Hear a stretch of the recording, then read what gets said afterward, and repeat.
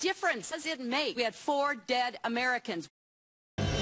And welcome back to Hannity. Tonight we continue to follow the growing controversy about how the Obama administration is gifting some of our most deadly military weapons to the radical regime in Egypt as part of an aid package. And to demonstrate just how idiotic this proposal is, to give away 20 of our F-16's and 200 of our tanks to a country led by a 9/11 truther, a guy that refers to the Israelis as descendants of apes and pigs, somebody like Mohammed Morsi, we sent our cameras to the Frontiers of Flight Museum in Dallas, Texas, to show you, our viewers, just how deadly an F-16 can be when it ends up in the wrong hands. And here to explain more about this aircraft is museum director and former U.S. fighter pilot himself, Lieutenant Colonel Bruce Bleakley. Lieutenant Colonel, welcome to the program. Thanks for being here.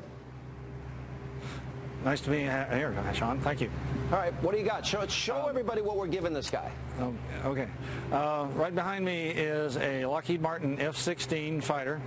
The airplane first flew in 1974, and it's been in the United States Air Force inventory for almost 35 years.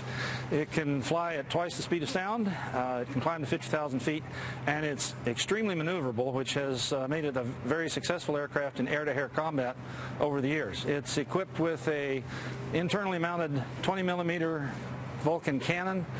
This is the size of a 20-millimeter shell, and the Vulcan cannon can fire these shells at the rate of 100 rounds per minute. Now, in addition to being a really effective air-to-air combat airplane, the F-16 can also deliver a pretty good knockout punch to a target on the ground because it can carry a pretty hefty load of ordnance on pylons underneath the wings. You see this pylon on our aircraft here, there's provisions for another pylon on either side of this one, and on these 3 pylons under each wing, the aircraft can carry an assortment of rockets and bombs or external fuel tanks to extend its range.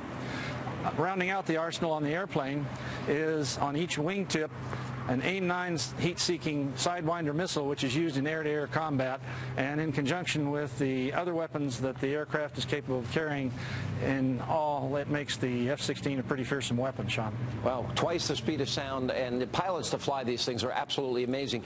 Let me just, without dragging you into this specific controversy, if there was one military that had more F-16s than another military, which, by the way, by the time these 20 F-16s are delivered to Egypt, that'll be the case, them over Israel, in the hands of radical extremists, how devastating could that be?